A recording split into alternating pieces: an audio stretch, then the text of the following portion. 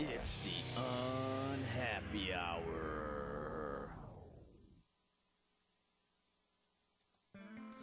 Broadcasting to you live from the Milky Way galaxy, the solar system, planet Earth, North America, the United States of America, California, Los Angeles, to be specific. Hello, everybody, and welcome to another episode of the Unhappy Hour here on the TNAM radio network here at TheNewAmericanMedia.com. All right. Hope you've been having fun in 2017. We've been having fun. It's a time to refocus. It's a time to, well, obviously it's a time to refocus. It's a time to reflect. It's a time to put together your game plan. And we're doing that here at TheNewAmericanMedia.com, by the way. We got a lot of stuff in the works. We're doing episodes. We're just doing segments per day. Look, just check it out. Subscribe. YouTube.com/TheNewAmericanMedia. Don't let me bore you with the details. Check it out. We're doing more than we've ever done. We're going to be going to some conventions coming up and a whole lot more. And if you're feeling nostalgic, you can take a look at our 2016 presidential coverage over there in Philadelphia, over there in Cleveland. All the stuff that we saw, all of the interviews that we got, I want you to go check it out. And of course, you know, the Cleveland Cavaliers championship, that whole thing, that whole run. Yep, we check out some of our previous shows for good times. I'm in the process of decorating the office. I don't know if decorating is the right word. We're renovating, retooling. We're gonna rebuild this whole thing. And yeah, I'm putting up reminders. I got the Cleveland Cavaliers, believe it. Newspaper hanging on the wall. I got the Cavaliers, the champs, the NBA champs, Cavaliers episode of issue of Sports Illustrated. I got the Sports Person of the Year hanging on the wall. I got Kyrie taking the shot. I got LeBron's block. I just want to look around and see excellence in this room. So anyhow, that's what we're going for. So yes, subscribe, youtube.com/TheNewAmericanMedia. On Twitter, we're at American_media_. On Facebook, do a search for The New American Media. On Instagram, you got to follow our Instagram. It is, oh, it's so good. Oh, I love memes. What a great time to be alive, everybody. Seriously. So good. We try to distill complex and complicated political stories and current events and sports news and funny things. We try to distill it down to the best memes, and you're going to find them over at Instagram. So link up with us over there, anywhere that we're doing stuff. Stay connected and leave your comments. Jump into the conversations. We want, that's what this is going to be. The New American Media is you. You are the New American Media. We're all the New American Media. And if you missed that whole thing yesterday about CNN being fake news, oh, is it beautiful. That has so backfired on them, and they deserve it. We're the New American Media because the old American media failed us. So I couldn't be any happier to see some of this stuff happening, calling these air quote journalists out, thinking they're high and mighty, and it's really little more than propaganda in most instances at this point. And that's fine. Just be honest. Be upfront about it. You know, that's what we seek truth, challenge dogma, and have fun over here at TheNewAmericanMedia.com, and we ask you to join our mostly civil conversation. Keep it mostly civil. Come on. You know, I've seen some conversations get out of hand, and it saddens me. I want more out of you. I want better, more eloquent, more thought out.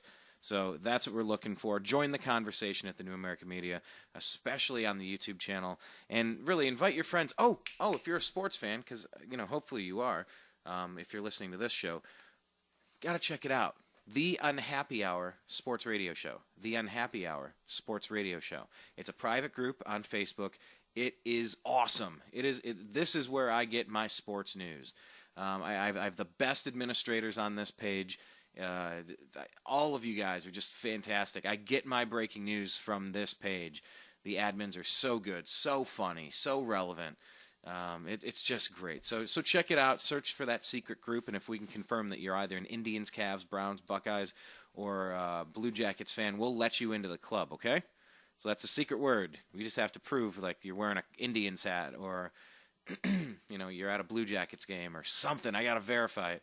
There's so much spam out there. But anyway, let's go to former NBA scout, current NBA consultant, Zach Barris. He's been on our program for, half a decade already at this point. But yeah, we haven't talked in a while. We need to catch up on a few things. So let's bring him in here to the Unhappy Hour. I mean, I guess, I don't think we've spoken since the Kyle Korver trade. Hey, Brian, how you doing? Living the dream, Zach. How you doing? I've been good. Just got back from Miami this afternoon. Yeah, so tell me about it. How was it? It was a good trip. Fun time. I had like the flu all week, but I was down there for a real estate conference, so it was a fun time. Excellent. Any Cuba action? I know that Cuba's open now, and it's not too far off the coast. I mean, actually, so I was there for a real estate finance conference, and I was coming back last night from dinner. Hold on, let me just pop in my headphones real quick. Sure thing. Take your time. By the way, if you're not following... Good. I was coming back from Joe's Stone Crab last night. Always one of my favorite restaurants down there. And had a driver last night who, I was just actually with a buddy in the car. We're talking about it heading back to the hotel. And I started talking about the show called Magic City, which was on Stars a few years ago. They canceled after 2 seasons. And it was arguably the best show on TV. It was about the mob in the 1950s in Miami and South Beach. Oh, okay. Over at the Fontainebleau Hotel. It had Jeffrey Dean Morgan in it. Really good cast, though.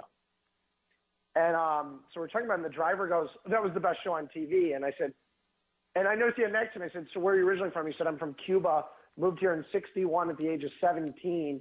Guy gave us his life story. It was awesome, though. Yeah, that stuff is the best. So that is really so cool. good, like, yeah. Probably the best Uber ride I've ever had in the 10 minutes I was in the cab. Yeah, man. I love those like legit stories. We went to Manhattan after September 11th. Obviously, it wasn't a fun time, but we went. It didn't seem real, It seemed like a Die Hard movie. It didn't seem like it was something that happened. So we took a drive from Ohio, whatever that is, 20 hours, 15 hours, whatever, and went there and ended up getting a shoe shine. So I'm getting a shoe shine, and this guy's like, yeah, man. He's like, see that over there? And I look down the street. I go, what? He goes, exactly, man. This has been my office for 41 years. I shine shoes here, and that's where the Twin Towers used to be. And it's like I sat there and soaked up this guy's story, and I'll tell you what, it instantly felt real after that. I love the real stories from people that, like, that's their life, and they're opening up to you. That's the best. Hearing this guy last night, I was like, this is the best Uber ride I've ever been in my life. And, I'm sitting there, I was debating about staying the weekend in Miami. I've had a bit of the flu bug, and I was in the Dominican Republic 2 weeks ago, too. And I booked this was a real estate finance conference, and, it was basically just a lot of banks and everything. So it was nice to go to this. So I went down to this, and I booked it on Friday. I happened to have a client down there that was there. So I was able to go and visit him in Miami, and I was able to go to the conference, which was great. And I wound up just, it's amazing how Miami's changed just as a city. You look at old Miami, which I love, and, you see new Miami, it's just a bunch of foreign money being pumped into it. Right. But it's nice to hear the old stories of how the city used to be and everything. I've been going to Miami for a long time. I thought it was really cool just to hear the stories. I thought it was awesome. Well, yeah, I mean, it's probably a little bit like old Hollywood, and you got some of these old established neighborhoods across L.A., and then, Exactly. It's, you don't see it. If you're new to L.A., you don't know about, you don't necessarily know about Outpost. You don't know about Beechwood Canyon, Los Feliz. You don't know about some of the older areas of Hollywood that used to exist and the stories that went along with them. It's like, some of the bars just in Hollywood. If you go over to, I'm trying to think where's the one where the Black Dahlia used to hang out. It was literally a block from my apartment. Well, it was a 100-something-year-old bar. Well, I like some of those hotel bars like Chateau Marmont or like Sunset Tower. I love Roosevelt. There's some great old hotel bars in Hollywood, especially in West Hollywood. So it's like you walk into a time warp from like 80 years ago. The architecture and just the style, and it just has a different feel, So if you're talking to a dude that lived through Castro's Cuba, and fled over here when he was 18 years old or whatever, like that, man, you're gonna get the perspective. Was he obviously he fled, so I guess he's got really negative impressions of. Yeah, he was not a fan of Castro. I'll tell you that. I mean, he said he was celebrating when he passed away. And I mean, just going to some of these hotels, being able to go to these parties that were put on by, by banks like Wells Fargo, being able to go to these parties the other night and with some of the law firms that were hosting these parties, at the Raleigh Hotel, you get to see this Art Deco architecture, from the 1930s, 40s, 50s. That just, I mean, you can't even replicate that architecture nowadays. It's just, you walk into the SLS Hotel, you walk into the Raleigh, you walk into the Fontainebleau, the Royal Palms, you walk into any of these hotels along South Beach, and just the architecture is incredible. It's something I always appreciate coming from a builder's family. Yeah, that's right. That's right. I've always had a certain spot in my heart for it as well. I went and built off-the-grid homes in New Mexico for a month and a half, and it has never been my career, but I've always been interested in architecture and building things and all of that stuff. It's one of the most interesting things out there. There's so many aspects to it. Me. Always. Well, anyhow, welcome back, and hopefully you're feeling a little bit better and trying to figure out when is the last time we talked. What's the big stuff that's happened since we talked? Have you? Let me ask you this. Maybe about 3 weeks ago, a month. I mean, it's been a while. It has. It has. I mean, when the Korver trade broke last week, I didn't actually think the Cavaliers were going to be able to pull that off. I had heard, Kyle Korver, and I'm thinking to myself, I go, what in the hell are they going to be able to give up? I go, unless, is Channing Frye involved in the deal? Who's going to be involved in this trade? I go, I don't see any way they can pull this thing off to get Korver. And why are the Hawks going to trade into the Cavs? Yeah, exactly. But the Cavaliers came out of it with Korver and a small trade exception, coming out of it. So they have money to now go get a backup point guard, too. Getting a guy like Korver can help space the floor, especially against a team like Golden State. It gives you another weapon that Dunleavy was supposed to be, but obviously not as good as Korver. But Dunleavy was supposed to be that weapon, a guy who can shoot about 40% from three-point range. Just hadn't been getting it done this season. His injuries had taken a toll on him last couple seasons in Chicago, and especially last year at the beginning. He didn't perform well. He started performing much better as the year went on, which I think why the Cavs saw hope in him. But obviously he just, don't forget the guy's in his late 30s, and I think, time's just taking its toll on him. Korver's still having a great season. The Cavaliers have so many great three-point shooters, and even LeBron's shooting pretty well from the three-point line this season. Yeah. He's almost 38%. Love's about 40%. Kyrie's in the 40s. Channing Frye. I mean, they've got guys who can shoot the rock, and just wait till J.R. Smith gets back too. I mean, this team can be deadly, and especially if they get a backup point guard, an experienced backup point guard. I have a feeling, my guess is they wind up with Rajon Rondo. I'm not the biggest Rondo fan in the world. I think he's had a negative impact on all of his teams. All of them have been better on the floor without him on the floor than they have been with him over the last couple of years, which was a huge turnaround from Boston. But ever since he went to Dallas, even his last season in Boston, he was terrible. And, he doesn't, he puts up a bunch of basically they're useless stats at this point. He still gets the assists, but they don't contribute, positively in the win column. Right. This year, I think he's been valuable for about a half a win share or maybe one win share. I'm not sure exactly. But, he'd be an added bonus to what the Cavs have, and I think LeBron can make just about anyone fit. I don't love him. I don't love Jose Calderon either. I think Calderon's towards the end of his run. I think he's another piece that the Cavaliers are definitely going to consider over the next couple of weeks. I think those are the two. There's a chance another name pops up, but I just don't see who it would be at this point. What about Darren Williams? Yeah, that's where I was going next. I was just saying that. Yeah, I would love for the Cavaliers to acquire Darren Williams. I think he'd be a great fit with this team. I just don't. Mark Cuban has never, ever been a seller.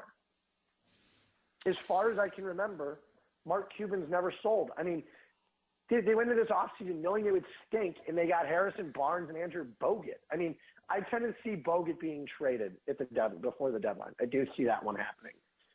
Who do you think? Cuban would be very wise to trade Darren Williams to the Cavs, but I don't know if he wants to. Go back for a second. Explain the trade. Actually, walk me through the details and the pieces of the Kyle Korver trade, because you got trade exceptions floating around. Mo Williams retired, but he didn't retire, so you can actually move him. So Williams is just on the injured list. He's not actually retired. He never filed the papers. So right. The Cavaliers are still paying him. They never worked out an injury settlement. So the Cavaliers traded Mike Dunleavy. They swapped a first-round pick they had with Portland for a later year.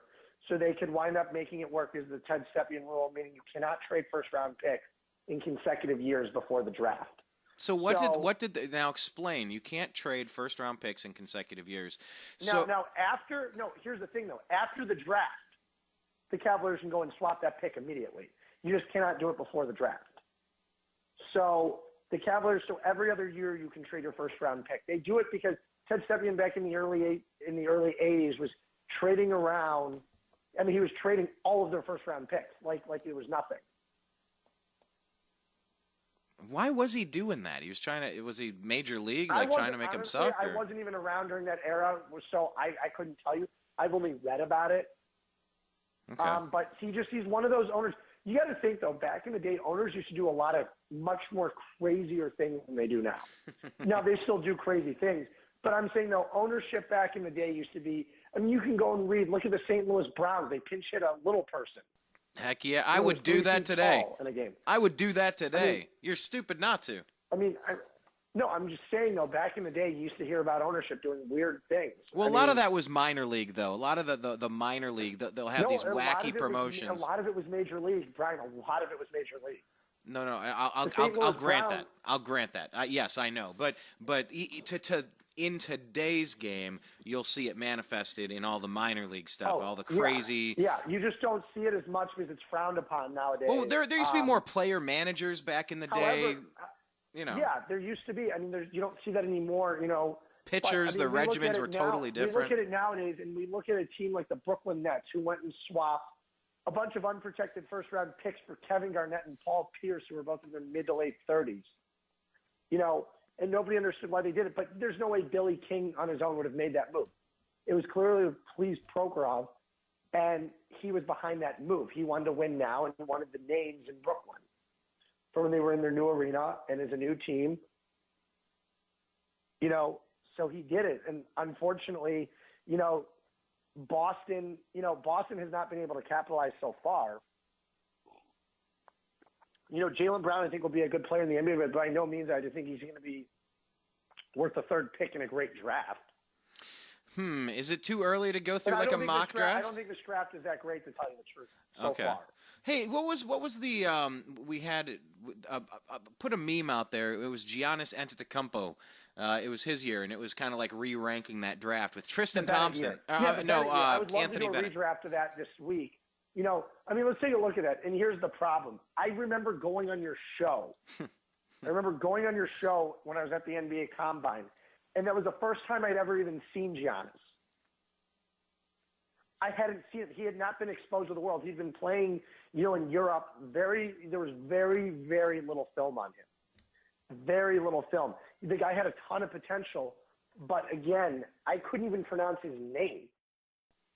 It took me a little while. Going on your show. I remember, Brian, going on your show 4 years ago and saying to myself, I know nothing about this kid. I know nothing. I haven't seen him play. Everything I've been doing is West Coast related. I haven't seen anything. I haven't even gotten to watch film on him. The limited film there was barely anything on him. Would he be the number one pick if they redrafted? Would he be the number one? There's no doubt. If you redrafted it, yes. There's no doubt. But someone was saying the other day, the Cavs should have taken him number one overall. I go, nobody even knew there was such little film and there's such little exposure. Even the Euro scouts, there wasn't much to look at. That's why he was such a toss-up. I mean, if he was that good, you wouldn't have seen 14 teams pass on him. That's what I'm trying to say. If they all had the ability to go watch him consistently, you would have seen him trading up. You would have seen a lot of stuff. They were clearly just based on his length and the ability to dunk from the foul line was why he was taken by Milwaukee. It really was. Just some raw talent. He didn't show much. He was so young.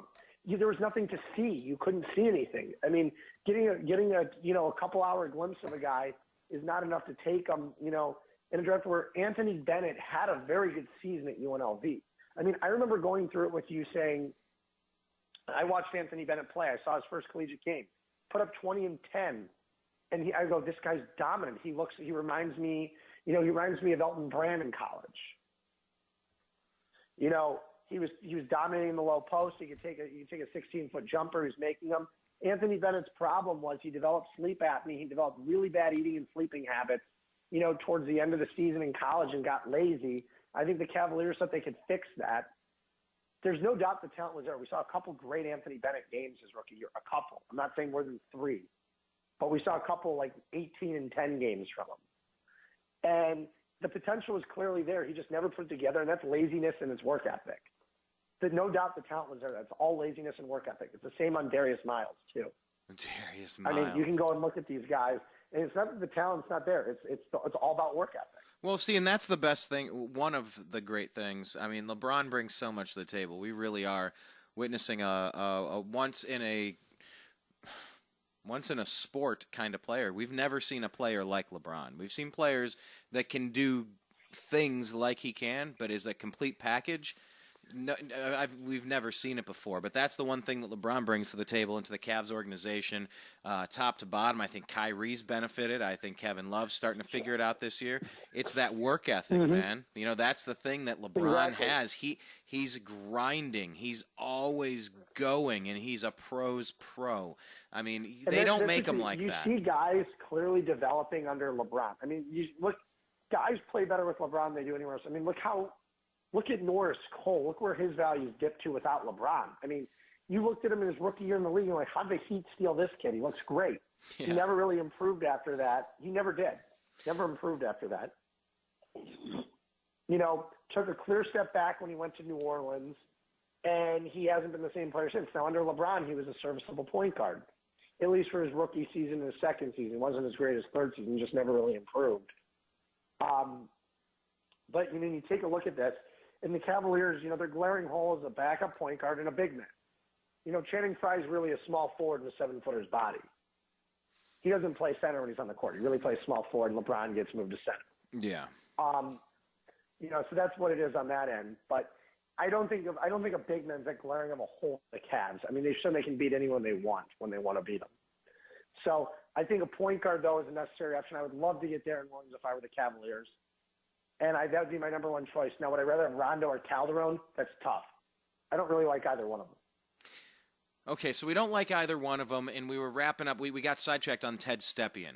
So we swapped the first-round picks. Yeah. Where does a trade exception come in? Because that's the other chip that we can move around. So I need to understand that. So for the extra money, the Cavaliers are taking on extra salary because they're giving up Dunleavy, they're giving up Mo Williams, which their salary equates higher to Korver's. So back in there, in order to make the money work, Atlanta sends over, let's just say it's $1.5 million to the Cavs to open a trade exception. The Cavaliers have like 5 open trade exceptions from other players, from Verjao, from a couple of other deals I can't pinpoint right now because I'm not in front of my computer at 11:30 at night. But sorry, came back with a cough. Trade exception. So the Cavaliers do have a fair amount in trade exception, around $10 million. So then if when we try to make a trade and you know the deadline, when is the deadline? We're in January 12. When is that usually? I believe it's February or March. Okay, so yeah, another month. It's in February. 7-8 weeks or something. I think it's the end of February.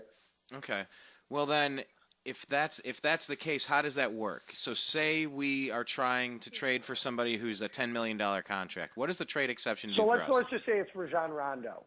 The Cavaliers can take on that extra $10 million, and Chicago would get the trade exception, allowing Chicago to exceed the cap by $10 million to go and get another player. So Chicago wanted, and that deal is good for a calendar year for 365 days, that trade exception. So if Chicago wanted to go get a player for, let's say, $7 million the following year from a team that was looking to give them up, Chicago could go and acquire that player and exceed the cap in doing so.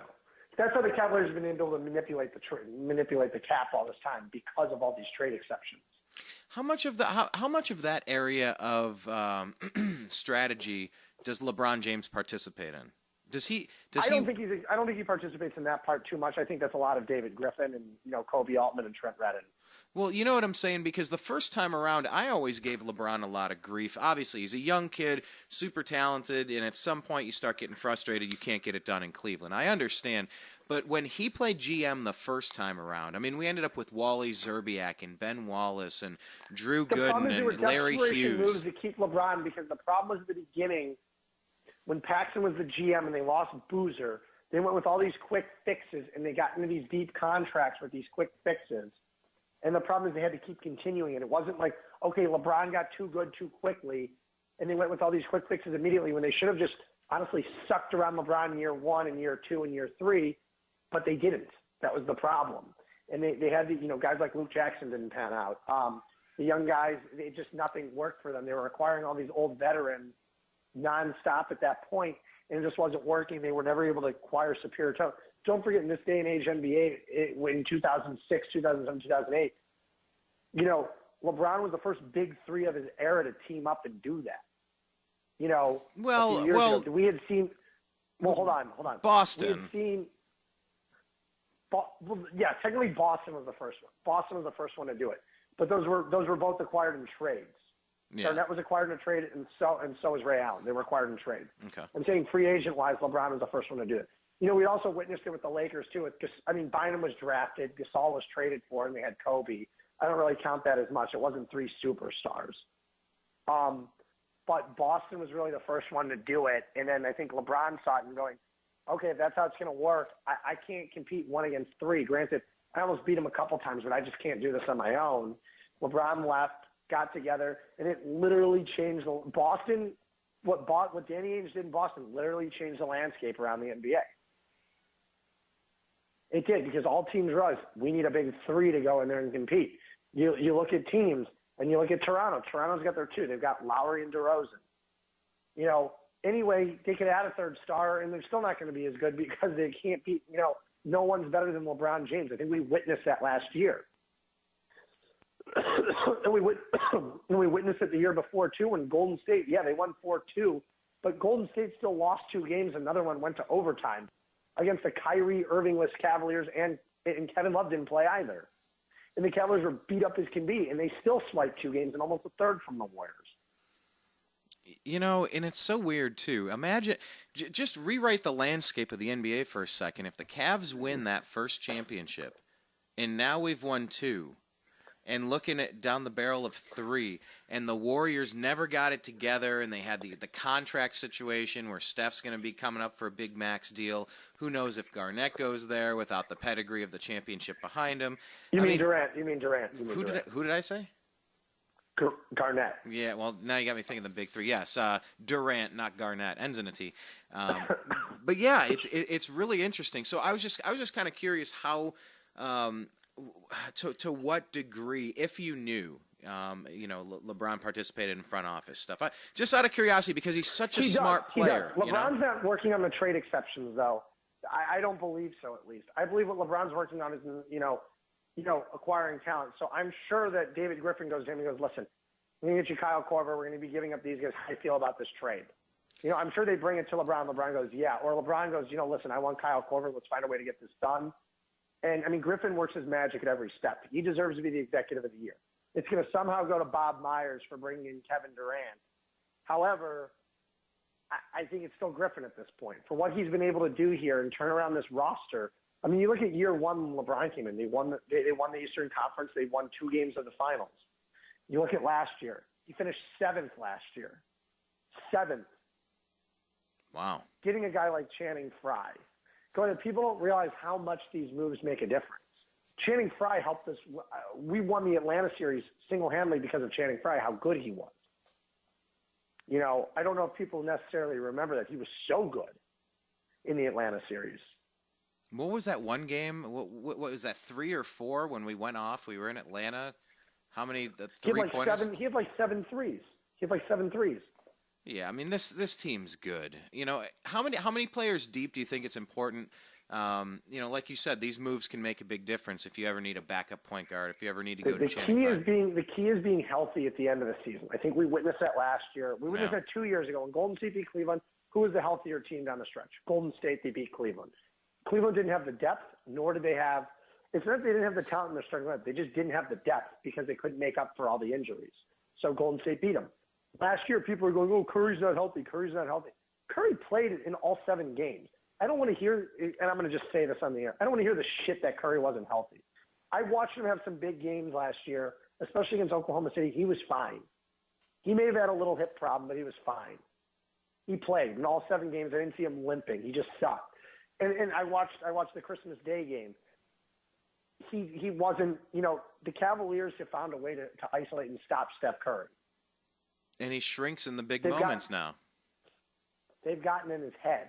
Hell yeah, we did. And I think Curry's having a down year. I mean, here's another thing too. I'm going to be honest. If Golden State doesn't win the title this year, do Durant and Curry both re-up in Golden State? That's my question. What is there another team? What other team in the NBA has nothing but money right now? Where's an empty basket? I mean, we could look all over the place. I mean, if I'm Kevin Durant, do I look at Boston? But again, do I want to play in the same conference as LeBron James? His best chance to win a title is in Golden State, unless you were to go to San Antonio. I know. I mean, San Antonio would give him a hell of a, Goodness. I don't want to see that. Down there, I mean, with Kawhi Leonard and Marcus Aldridge, and they form a big three together. No, I don't want to see that. It'd be pretty impressive, too. Yeah, I'm not saying I want to see that. I'm saying good. We look at the possibilities. I mean, where in the Eastern Conference would Durant go? That's a big market that has a chance to beat LeBron. Boston's not going to do it. You can go to Boston. They're still not going to beat LeBron and the Cavs. It's not going to happen. If Durant went to the Clippers, but they can't make it work out financially. And the Clippers could be in a total mess this year with all their free agents coming up in the next year or two. So, Durant's best fit right now is probably with the Warriors, and I would assume he'd stay there for a little bit longer. Curry, I see staying. However, I could see Curry going back home to Charlotte at some point. I don't think anybody would fault him if he did. I'm not saying it's going to happen this year. I could see it happening, though. Now, Curry, he was drafted to the Warriors, right? Yes. Okay. It's like I just remember he kind of popped on the radar, then all of a sudden he was the MVP. The Cavaliers tried very hard to draft him. The Cavaliers tried desperately to trade up and get him. LeBron wanted him, and they couldn't get him. Oh, interesting. Yeah. Okay. The Phoenix Suns almost traded Amari Stoudemire for that pick to the Warriors, and ultimately the Warriors backed out last second. Interesting. Okay. All right. All right. Let me bounce away from Steph Curry a second. We were talking about the backup point guards, Darren Williams, and all these guys, and Rajon Rondo. Tell me about 2K0. Tell me about Kay Felder. Kay Felder. Who? Backup point guard. I mean, Kay Felder. I like Kay a lot, but I mean, the kid's a rookie. I mean, down the stretch, how often do you get positive contributions from rookies in the NBA? And I'm being honest with that one. Like, how often? Yeah, probably not. Not very often you get positive contributions from rookie. He's been good, but I don't want to sit there and rely on Kay Felder in Game 4 of the NBA Finals.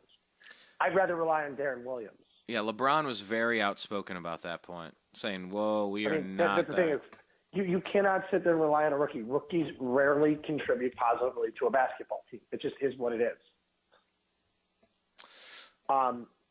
Okay. Very, very rarely are you getting a positive contribution from a rookie. Joel Embiid's one of the exceptions. He's been phenomenal this year. Phenomenal.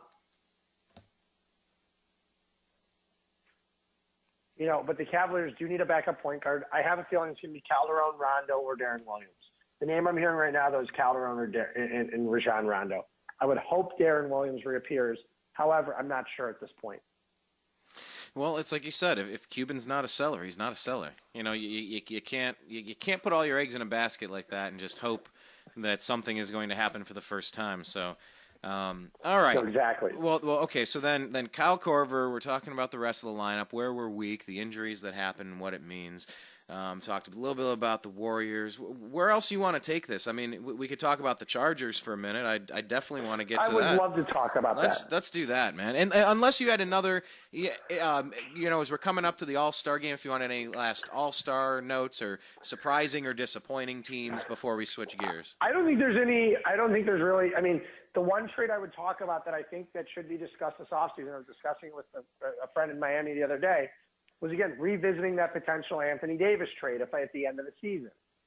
If I'm Golden State and I want to be able to re-sign Curry and Durant and I want to have them long-term, I would trade – I would work on that. I pieced together the trade of basically it's Draymond Green, Sean Livingston, and Klay Thompson for Anthony Davis and Tyreek Evans.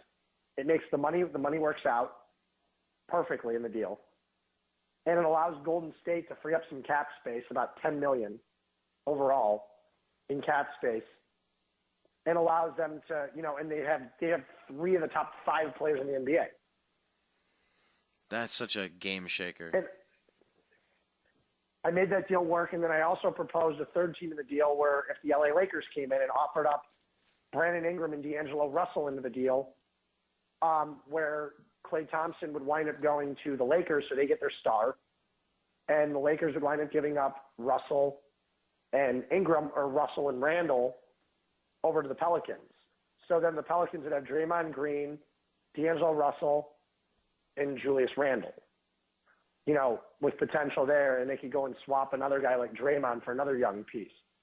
You know, I'm just saying that's what you could do. It gives you the flexibility to do something like that. I'm not saying that either team would do it. However, if I'm the Pelicans, I would seriously think about doing something like that, acquiring Klay and acquiring Draymond. And if I'm the Warriors, I would think the same thing. Wow, if I can have the chance to go and get Anthony Davis, I'm sure as hell do it. Right. That's a cornerstone right there. Yeah, exactly. So, I mean, that's what I would do personally. But, you know, I don't know what'll happen. I mean, but looking at that, if Anthony Davis can be traded to one team in the NBA, the only trade that works out where they could get close to equal value would be that trade with the Warriors. That's it. Yeah, because listen, Boston can try to get Anthony Davis all they want. They're giving up a package surrounded of Jay Crowder and Jaylen Brown, a couple of draft picks, which aren't proven, is a joke. Is a complete joke. The only deal that would make it work would be Golden State. I played on this with every roster in the league to try to make it. I couldn't even make it work with the Cavs. Kevin Love for Anthony Davis isn't a fair swap. You know, Kyrie Irving would somehow have to be included in that deal. And the Cavaliers aren't going to give up Irving and Love for Davis. It's not going to happen. Now, if it didn't work, maybe it would happen. If we weren't able to win a championship, you might go, ooh, that didn't work. The Cavaliers still wouldn't do it. They wouldn't have a point guard. You know, there's no way in my eyes that I could see any other team actually being able to facilitate a deal other than Golden State. Well, or unless Minnesota decided to trade Karl Anthony Towns from straight up. But I don't see either one of those happening. I don't see that happening.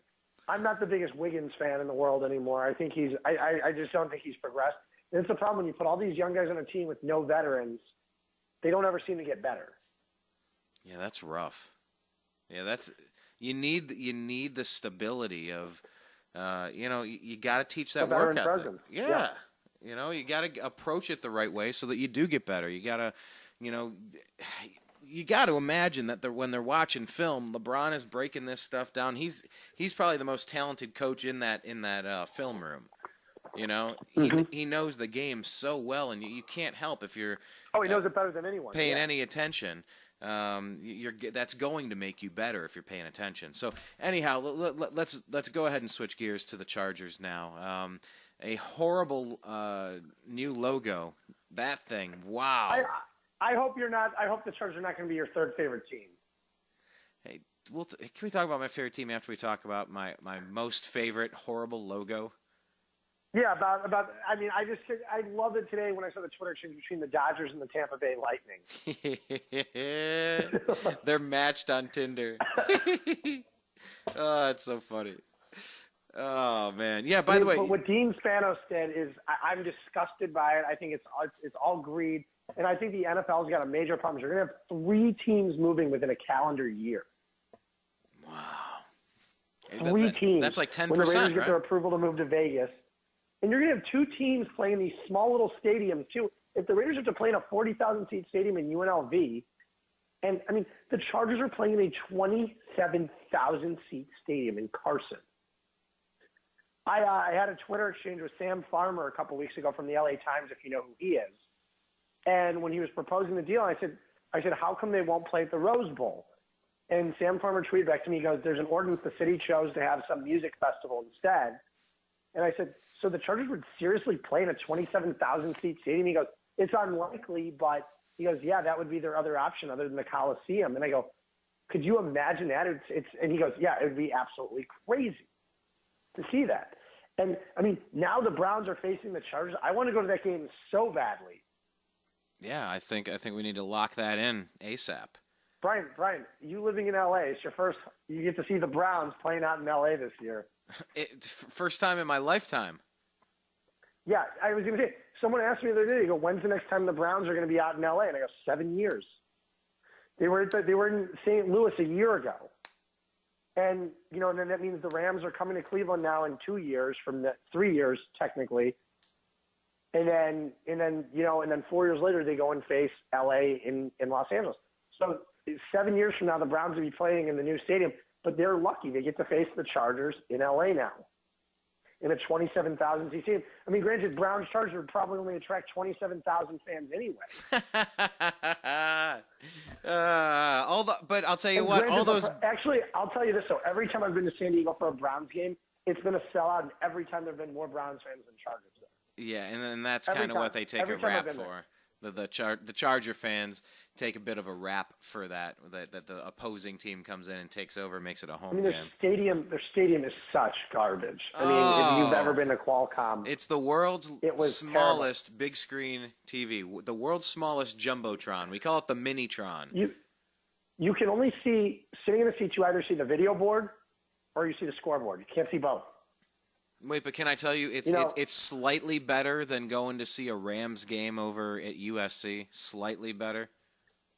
I've been to the Coliseum. I hate the Coliseum. I think it's a dump. Oh, I'd rather horrible. go to Qualcomm than go to the dump of the Coliseum. Yeah. The Coliseum is the worst spot to watch a game. Yeah, the Rose Bowl was horrible. The Rose Bowl was much better. You're so right. They should be up there. The Rose Bowl has a beautiful press box. It's a cleaner venue. Pasadena is a much better spot for tailgating for a game than going down to downtown. Personally, for me, I love going to the Rose Bowl. I think it's one of the coolest venues in all of sports. It's got the best backdrop in all of sports. It's not even close. For any stadium, you don't get a better backdrop than the Rose Bowl. It's awesome. The San Gabriel Mountains. I mean, it's just beautiful scenery. That area of Pasadena is just stunning. When the sun is going down and everything's getting purple, when you're there watching the Rose Bowl with Terrell Pryor against the Oregon Ducks. Oh man, what a cool venue! What a cool experience. Yeah, it's a neat. Well, you know what? Have you seen? Amazing venue. Have you? But I'll say a place that might rival the View.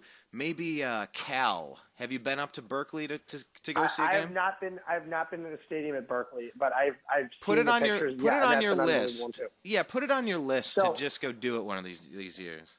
So what I was gonna say though, I hate the Spanoses. Let's take a look at this for a second. The $650 million relocation fee he now has to pay, he could have contributed towards a new stadium in San Diego.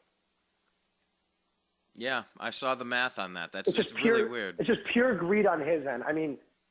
Seriously, screw him. I hope the Chargers rot in LA. I do. But that was a good fan base. San Diego is a great football town. It was a great football town. If you've ever been to a Chargers game, the game day experience is awesome. The tailgating, everything is awesome. Taking the train over to the stadium is a great experience. It's a great experience if you're coming in from downtown. It's fantastic. It's one of the best game day experiences in all of football. And it's sad to see the Chargers move. They had a great history, 56 years there. I feel terrible for the fans. I know what it's like to have your team ripped from you, and it's horrible. And LA doesn't even want the damn Chargers. They don't want them. They want the Raiders. Great article this morning. The problem is if they get the Raiders, the problem is the Rams would have no support. Well, and the gangs are going to come back. I guarantee it. I'm going to tell you this. I have a feeling you're going to see the Chargers move again within 10 years. Now, that would be weird. Why is that? They're not going to have any support. You're not going to see people driving up the 5 coming up. You're not going to see people driving up the freeway coming to games. The Chargers fans are pissed. Well, dude, I wouldn't have gone to go. Look, I wouldn't have went to go see a Baltimore football game. I don't care exactly that they were stolen. Screw that. No, I do care, and I hate them. If the Browns moved to Columbus, I would say sayonara, screw you, Jimmy Haslam. I already hated you to begin with. I'm not following this team anymore. They're not my team. They're not the city of Cleveland's team. I would not follow them. No, I'm trying to follow the Blue Jackets. I'm trying to follow what they're up to. That's different. It's Cleveland doesn't have a hockey team. We never have. We haven't had one since the 60s. The Barons. Who did we have back since then? the 60s. Yeah. Well, anyhow. So what the Chargers are going to be lucky to sell out 27,000 seats next season. Well, they're not winning people over with their new awesome logo. I can tell you that much. I think they're a joke. I think the Spanos family's a joke. I think their organization's a joke now. I mean, skiing in San Diego, I mean, why would you want to go? I just don't get it. I mean, I do and I don't. Like, they're going to struggle with fans. I bet you the Chargers wind up moving within 10 years. If they don't put a great product on the field, which they never have, there's a reason they've never won a Super Bowl. And since the Spanos just took over in the mid-'90s, they haven't done anything. Well, Tomlinson got them close. They never won anything, Brian. They barely won a playoff. I think they won like 1 or 2 playoff games with LT. Well, hold on. Didn't they get... Wait, they made it all the way to the 49ers, didn't they? They never made the Super Bowl. They made the Super Bowl in '94 when they lost. Well, yeah, that's what I was thinking about. Yeah, but since the Spanos has took over, they haven't done anything. Yeah. Well, anyway. Well, I don't know. So you could see them moving because you don't think they're going to latch on. You don't think... I don't know. No, I mean, LA is a city of transplants. This is a place where every other Nobody team... even cared about them. Brian, by week 16, week 17 in L.A., they were getting 40,000 fans at the game. Nobody even wanted to be there. I mean, it's supposed to be... It's the inaugural season. People want to be at the games. Nobody even cares. When we're talking the city, this isn't the size of Cleveland's population. This isn't 3.5 to 4 million people in the Cleveland area. We're talking, this is an 18 million person radius in the Los Angeles area. You know, there are plenty of people who can go and attend games. Nobody cares. I lived out there.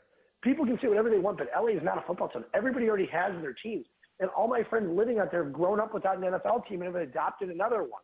Well, maybe it'll. All right. Well, you know what? Maybe it'll take them. Maybe it'll take them 15 or 20 years then to get back to it. All it takes is a generation and a half. You know, a couple generations. But Brian, we're looking at right now at the Rams. They've got Jared Goff, who looked horrible his rookie season.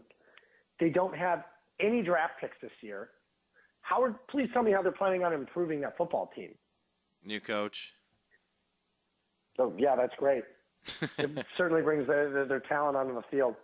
I mean, their offensive line thinks they have no talent at receiver. I don't see them being any good this year. I mean, they'll be lucky to win 4 games next year at this rate. It's a mess.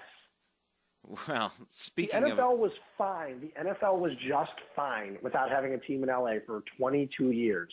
Yeah, just fine. Yeah, as popular as ever. Look, and I said I want football in LA, but I don't want to take it from Buffalo. I don't want to take them from Jacksonville. I don't want to take them from St. Louis. I don't want to take them from San Diego. I would love an expansion team. That would have been ideal for me. But the thing is, the NFL doesn't need to expand as it is. There's already a talent gap in the NFL. Look at the difference between the Patriots and the Browns. Well, yeah, you got to have bad with good. Most of those guys, those undrafted free agents on the Browns, shouldn't even be in the league. So why are we at this point with all those draft picks that we've had? Why is it that way? Because they have horrible ownership, and it starts from the top. They have horrible talent evaluators, and they've never found their quarterback. That's the biggest thing. You find a quarterback, the pieces start to fall into place. The Browns are sitting here, let's get rid of the dead weight. Let's cut Mitchell Schwartz. Let's cut Alex Mack. Both second team all NFL. You got rid of 2 of the best linemen in the game. Yeah, that's ridiculous. I mean, take a look at it. You got rid of quality receiver in Travis Benjamin, gone. You replaced Taylor Gabriel with a bunch of crap with Jordan Payton, who got suspended. Taylor Gabriel, look what he's doing for the Falcons. He's become one of their biggest weapons. You know who he reminds me of, Taylor Gabriel, that little guy down there in Atlanta? It reminds me when we got rid of Eric Metcalf, and he went to Atlanta and was doing that same thing. Taylor Gabriel had a great rookie season for the Browns. I remember him catching some 50-yard bombs. The guy had over 600 yards receiving his rookie season. It was disappointing to have to see him go because, he's 24 years old. He's talented. And the Browns, this organization wanted to put their own stamp on. And I think if they don't bring in a football mind, they're going to screw up this draft, and it's going to be the end of it. I mean, this is your draft to go and get a quarterback and go do something. And I guarantee, I don't know what they're going to do, but they're somehow going to mess it up. Yeah, but come on. Didn't LeBron turn Cleveland into the city of champions? If we can turn it around. LeBron did. There's no LeBron in this draft, and I don't see them ever getting a LeBron. They missed out on Andrew Luck. Franchise quarterbacks don't come around every day. Yeah, but why do so many teams have them? Not that many do. All right, let's name the best quarterbacks. It's basically the playoff teams. All right, let's just look at Pittsburgh. Let's look at the AFC North. Ben Roethlisberger, the franchise quarterback. Andy Dalton's mediocre. Joe Flacco won once. He's very mediocre. He's above average. I'd say I'm talking about great quarterbacks in this league. You have Roethlisberger. You've got Brady. You've got, I'm saying who else in the East? I mean, the AFC. There aren't that many great, I mean, you have Derek Carr's great. You know, the Browns passed on him for Johnny Foosball. Yeah. You know, I mean, the Browns have made mistake after mistake. They can't get it right. It's been rough, man. Did you see that Johnny's going to be signing autographs outside of the Super Bowl for money? He's a bum. He's a bum. I saw that. Bum. He's a loser. I would probably spit on him if I saw him. I wouldn't spit on him, but I'd probably tell him he sucks. But, you know, he's a loser. The kid's an absolute loser. And he had LeBron there trying to mentor him. LeBron was there. And he didn't see it. Johnny's unfixable. He's unfixable. What a shame. It just is what it is. He'll never play another down. And the kid's a chain smoker now. Wow. Really? Okay. Yeah. That makes sense. Okay. Well, that was a quarterback. I don't think we have our franchise quarterback on our roster. I don't know why Robert Griffin's taking up space. And Cody Kessler, I don't think he's it. So, I mean... I don't mind Kessler as a backup, but, I mean... I'd cut RG3, and I swear to God, if the Browns go into next year with RG3 as the quarterback, it's going to be a joke. Yeah, I mean, we already almost had a winless season parade. Would you have been at the winless season parade? I would have been there just in protest. Yes, I would have been there. I would have been there too. Yeah, that Chris Brian, McNeil, you flying man. in for the parade? Yeah, I was going to do it because I've had that Chris McNeil on the program. He's a Twitter legend. You would have probably gotten a float. What's that? You would have probably gotten a float. Heck yeah, man. That's the way you do. I like Chris McNeil. I like what he did. I think the Cleveland media misinterpreted what his intent was, but his intent was to protest ownership. And you know what? I liked where it was a big magnifying glass. I did. What I told him when he was on the program, I told him, you know what this is? This is that scene from Good Will Hunting, where he's talking to Robin Williams about the abuse at the hands he suffered of his father. And he said his dad would come home with like a switch of a branch off of a tree, or his belt, or a wrench, and he'd let him pick what he's going to get beaten with. So he said, so you picked the branch? He goes, no, I picked the wrench. He goes, why would you pick the wrench? He goes, because fuck him. You know, and that's what a winless season parade was. It's like, hang on, if people are gonna make fun of us for not winning a game, I'm gonna pick the wrench. Exactly. I'm gonna pick the wrench and do this to myself. And we're gonna throw the biggest parade. And you know what it's also gonna do? It's gonna be a big middle finger to management, pointing out that we've had it with you. These are pitchforks and torches in a peaceful protest before we run your ass out of town. We will starve you at the ticket gates if you don't sell this team. I mean, like it's a revolting fan base, is what it is. I mean, revolt, not disgusting revolting, but you get what I'm saying. It was more of a thumb in the eye to the Browns management. I thought it was great. Luckily, we didn't have to do it, but I would have been there. So, who do you take in the draft? By the way, do you go after one of these quarterbacks, especially after Clemson wins the championship? Does it change your opinion? I mean, that's the thing. I like Deshaun Watson in the championship. I didn't love him against Ohio State, but I mean, the guy's got some balls. It took serious balls in the second half to come back and do that. I was impressed. I mean, I like Trubisky too. I don't love him, but I mean, we'll see. I mean, I also didn't like Derek Carr in the bowl game either. Look how well he did. Right. Yeah, definitely one of those players that has what it takes. It's too bad that he broke his leg before the playoffs. That's really rough. That's a lot like Kyrie and Kevin. I was rooting for the Raiders. I really was. Yeah, I was too. But that's the difference. If you go out and you draft Amari Cooper and Khalil Mack and Derek Carr, guess what? You've turned your franchise around. You know, you've built a cornerstone to pivot and kick some ass now. Like, that's all it takes. It takes one draft where you can hit on three people. And you just go, all right, this works. Or, you know, two drafts in a row or whatever the case was. Yeah, it was two drafts in a row. Exactly. So, all right. And a couple of quality free agent signings. Well, then where are we at with the rest of the NFL? You got a pick to meet in the Super Bowl? Who do you see prevailing this weekend, perhaps? I see New England beating the Texans. I want to see Kansas City beat Pittsburgh. I'd love to see Kansas City in the Super Bowl. I do too. I'd love to see a rematch of Kansas City and Green Bay. First Super Bowl. That would be cool. I'll give you that. That would be cool. I see the Falcons coming out. I see Falcons and Chiefs. I do too. Actually, I would love to see Falcons Chiefs. You know, Cowboys are a badass team, though, man, and I really love rooting for Zeke. I wouldn't mind seeing Cowboys Chiefs either. It's so depressing watching the Cowboys where you're like, wow, if the Browns would have taken those guys, the Cowboys wouldn't be. And you go, well, the Browns would suck too because Prescott would have gotten injured on the first play because the Browns don't have an offensive line, and Zeke would have averaged 2 yards a carry. Well, let's just imagine we would have kept Alex Mack and Mitchell Schwartz in that case then. Well, let's envision that team. That team would be in the playoffs right now. Well, their defense wouldn't be. Their offense would be. Okay, fair point. I'll give you that. Yeah, so Texans basically have no chance, right? The defense is playing well. The defense is playing well. All right. Packers. Let's just put it this way. What was the score when the Texans played the Patriots earlier this year with Jacoby Brissett at quarterback?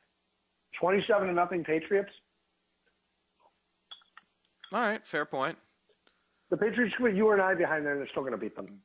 And then the Seahawks, I mean, they've been consistently great for the past 5 years. I mean, they've got to have a good, strong chance to beat the Falcons and come out of that side, right? They do, but Seattle's weak O-line going against Atlanta with Vic Beasley, I see Atlanta beating them.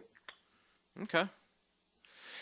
Yeah, well, like I said, my choice is Atlanta and Kansas City. We'll see how it pans out. All right. Do we do a way too early draft to wrap this show up? What do we do here? Do we redo the Giannis Antetokounmpo? I would say it's midnight and I got to work tomorrow, but I would say let's hold on, work on redoing the draft. I'll put it together so I can actually get a comprehensive list of who I want. Yeah, that takes before I'm just looking off and doing it. That takes some time. We'll do that on the side. But then at the top of the NBA draft, if you had to pick right now, are there a few that are standing out among the rest in the college basketball scene? Again, we'll get to that on next week's show. That works for me. Okay. I'll keep you posted on that week's show because I've got a whole list that I want to go over with you. I'm just not in front of my computer right now. Oh, okay. And I don't want to be shooting names off the top of my head. Yeah, I didn't know if you could do an elevator pitch on that is like a teaser for the full show is what I was getting at. Okay, then we'll talk. There's a couple guys I really like in this year's draft and who I'll talk about next week. Okay, that works good. Then, all right, Zach, then I guess we have an event that we've kind of blocked in here that's going to be Cleveland Browns playing the Los Angeles Chargers, and we should make that a Cleveland Browns home game. I'm down for that. I'll be there with you. I'll fly in. All right, cool. Well then, Zach, thanks again for joining us on the program. Everybody, if you're not following Zach, he's on Twitter. He's at ZBaris. That's ZBARIS. Zach, thanks again. Good times. Oh, Ryan, real quickly this year.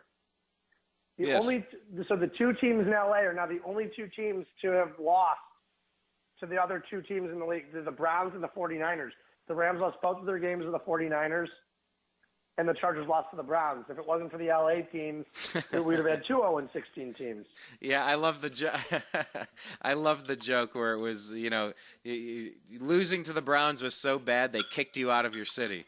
It's just interesting how this happens. But, my Browns-Chargers game was on a last-second field goal. It was heartbreaking. It was just brutal. But that's the fun of sports, man. I give my condolences to San Diego. Nobody deserves to go through that as a fan base. As a Cleveland Browns fan, I'm so sorry. It's been 2 decades, and we still haven't got ourselves back on the ground. And we got our team back right away. And that's what's so tough about it. Mark Sessler from NFL.com wrote a great piece on it. I tweeted earlier this afternoon.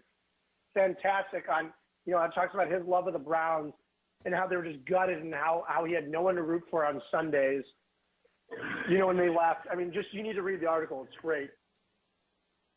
Hey, it really is fantastic. If you still have that somewhere, can you tweet it over to me and tag me on it or send it to me or something? I tweeted it this afternoon, but if not, I'll send it to you in the morning. Yeah, do that, and I'll definitely I'll definitely check that out. Also, go back if you can on ESPN and watch the Jim Trotter interview with Dean Spanos. It literally looked like he wanted to kill him. Really? Trotter's from San Diego. The look on his face talking to Dean Spanos, I can't believe they put him through it. And Lee Jenkins wrote a great article too. All these great sports writers from San Diego just talking about how, they just had the team ripped from them. It's sad. It really is, and it brings back painful memories. It brings back, ones of the Browns moving, especially a beloved team like the Seattle Supersonics moving. You see it, and it just makes you angry because of the greed of these NBA owners. Yeah, NBA, NFL, any of these places, which is why I find it so refreshing and amazing that the Green Bay Packers are owned by the city of Green Bay, and they're never going anywhere. I think is great. I think we should petition more cities to have some sort of arrangement like this. And I don't think that'll ever happen again, though. I forgot under what circumstances it happened, but they were saying it will never, ever, could never happen again. Well, you know what? When they go to cities and they start telling them, we need $2.5 billion for a new stadium, maybe that's a little bit of negotiating power to say, yeah, we'll pony up the cost, but now we're going to own the team with you. These stadiums are used 10 times a year. Nobody even cares. I mean, it's great to have a great game day experience. It is. But at the same time, you're there to watch a football game. Think about it. You're going to a game at Ohio State. You're going to a game at UCLA. You're going to USC. And I don't care what the stadium is, really. You want to watch the damn game, and as long as you have a good sight line, it's fine. Yeah, I'll give you that. You're there for 3 hours. I don't need to pay for the stadium. I mean, I got rid of my Browns season tickets this year. I wasn't pissing away $3,100 on a team that I expected to go 0-16. Yeah. I sent out a Facebook post at the Bears preseason game. I said, final tune-up before they start to 0-16. I was so close to being right. I was a field goal 5 feet away from a field goal being missed from being made to being correct. Man. Yeah, your time is definitely better spent at a Cleveland Indians game or a Cleveland Cavaliers game. $3,100, Brian, on Brown season tickets. Not even close. And when my rep goes, you've got RG3, I go, well, they got rid of every single free agent. You tell me why I should renew my tickets. If the team's not going to spend money on their players, then I'm not going to spend money. You go, but we got RG3. I go, and RG3 stinks. That's amazing. That's actually what they're pitching. We got RG3. Well, so did the ACL got RG3. Rep literally pitched me. That's we incredible. got RG3, and I said, wow. Yeah, good. That makes me want to buy my ticket. Good luck with that. No, I think you're, like I said, go in on some sort of season package with a few buddies for the Cleveland Indians. Get ready for the playoff run this year, and watch LeBron, one of the best players that's ever laced up sneakers playing basketball. But anyway, Zach, thanks again, man. Hi, everybody. You're listening to Agree to Disagree with Brian Engelman, and this is John B. Wells reminding you that not only is Brian Engelman a cool guy, and not only is TheNewAmericanMedia.com a very cool platform, but here's a cool idea for you, too. Are you alone? Not really. Do you like dogs? Do you like cats? You do. Of course you do. Everybody does. One or the other, maybe even both. There are a lot of dogs and cats that are at shelters right now, and if somebody doesn't take them home, they're going to wind up euthanized. That's a nice way of saying they're going to be killed because there's simply not enough room. I guarantee it, the best dogs and the best cats, the best pets come from shelters. There's something about dogs and cats. They know. They know where they are. You walk through one of them, and certainly at least one is going to look at you and go, I wish you'd take me home. I'm in hell. Please take me out of here. It'll be the best thing that you ever did for your soul. You'll feel good about it. And not only that, but you have a friend for life. Doesn't matter if you got money, you don't have money. Well, it doesn't make any difference to a dog or cat. All they need is the sound of your voice and maybe even the stroke of your hand, and they're fine. Maybe a little food every once in a while. The sweetest sound that those pets ever hear is your voice. Think it over and adopt a cat or a dog from a local shelter today. I'm telling you, you'll be glad you did.